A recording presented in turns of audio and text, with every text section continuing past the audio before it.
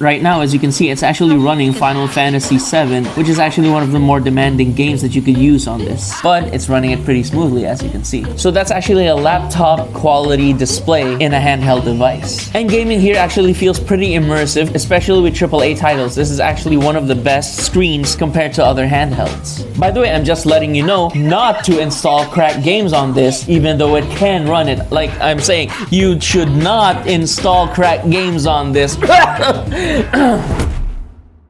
Hey, what's up guys, it's your boy Laz here, and we're here to check out one of the newest handheld gaming consoles, the Lenovo Legion Go. It's powered by an AMD Ryzen Z2 Go, and it might look like a Steam Deck competitor, but you can trust me, this comes in a slightly different league. But the big question I actually want to answer is this the newest and greatest console of 2026, or is it just another overhyped machine? That's what we're going to be checking out in our video today.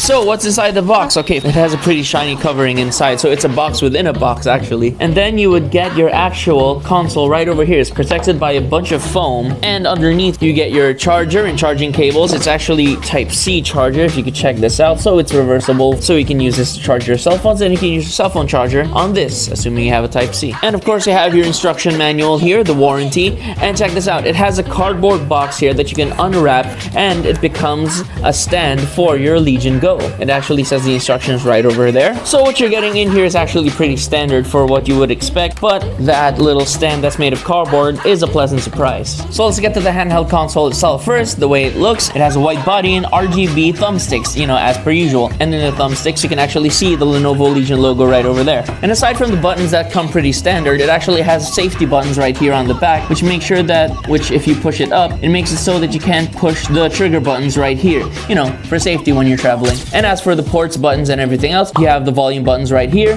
Next to that is the audio combo jack, and you have two Type-C ports over here, and the vent here is actually pretty effective. It has really strong wind. And at the bottom here is the SD card slot, and at the back it has the Legion logo right over here. It's a very modular and handheld, something that most competitors actually don't offer. But I will say that it's actually not that perfect, because it's a bit bulky compared to, let's say, the ROG Ally or even the Steam Deck. That's one of the cons that I can see from this Legion Go. But even though it has a pretty bulky design, it actually is pretty light. Let me go ahead and check the weight. It weighs just around 735 grams actually, so it's pretty light, not even a kilo of rice. Now for the specs, the processor is an AMD Ryzen Z2 Go. It has 3.0 GHz base and 4.3 GHz at max boost. The RAM is actually pretty good. It's a 16 GB DDR5. For the graphics, it uses an AMD Radeon graphics card, and the OS is actually Windows 11 Home, so it's kind of like a mini PC in your hands. And since this is running on Windows, basically every Windows program application that you can use, even video and photo editing, you can do on this Legion.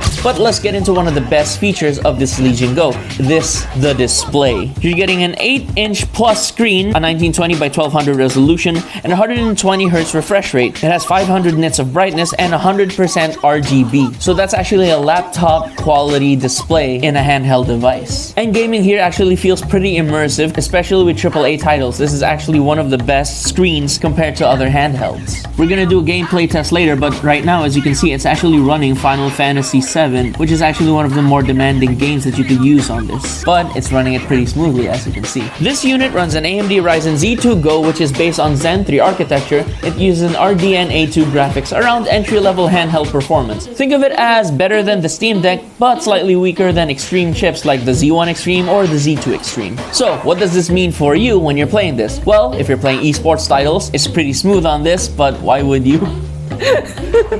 Indie games, no problemo. And AAA games, good, but you're going for low to mid settings, not the highest that it can go. For example, this here is a AAA game. It is running it smoothly, but it's not on max settings, and it actually isn't living up to the potential of 120 FPS. It's only going 60 on Final Fantasy VII. Now when I'm actually playing on this thing, the gaming feels like a mini gaming laptop because, as you can see, it can run Windows 11. It installs Steam, it installs Epic Games, it has Game Pass, you can use mods on this thing, play basically any PC game. By the way, I'm just letting you know not to install cracked games on this, even though it can run it. Like I'm saying, you should not install cracked games on this.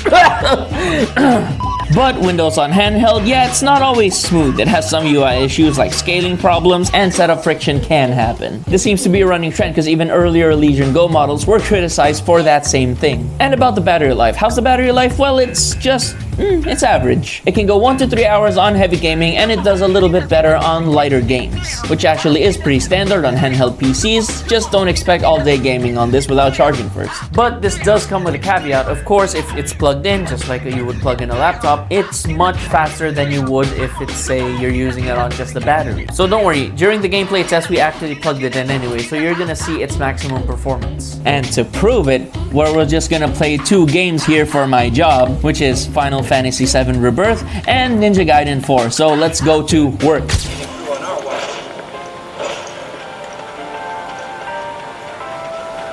You worked out with everyone? Just for a bit.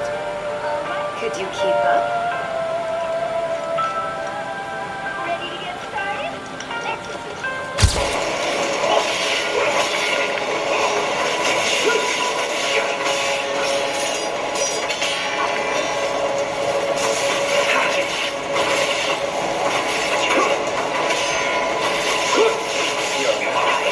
Now, to summarize all the pros and the cons of this. So let's go with the pros first. It has a large 120Hz high quality gaming display. It has full Windows compatibility, so it's like you're carrying a mini PC. It has expandable storage and strong connectivity, and it's much cheaper than any flagship model that I've seen. But of course, there are some downsides, as all things. The Ryzen Z2 is not built for high-end performance, and it's a bit bulkier than most handheld PCs. It can run Windows, but it does feel clunky at times. It has an average battery life, which, not bad, and AAA games can be ran on this, but there are a few caveats, just like using lower settings to make it run better. But I saved actually one of the biggest pros for last, which is, hey, how much does this cost everywhere else?